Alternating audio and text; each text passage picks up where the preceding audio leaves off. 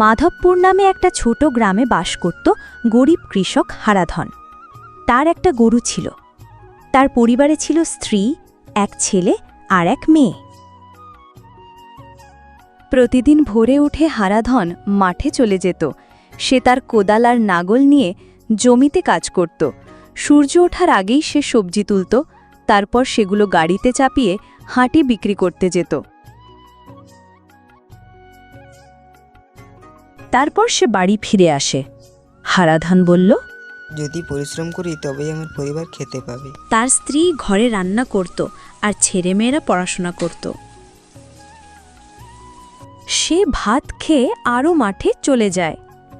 হারাধন যখন মাঠে কোদাল চালাত তখন মুখে থাকত হাসি, কারণ সে জানত কঠোর পরিশ্রমী জীবনের মূলধন।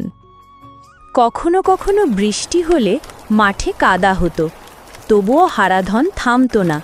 সে বলতো, ভগবান ঠিক আমাদের সাথেই আছে, কারণ আজ কষ্ট করলে কাল সুখ পাবই।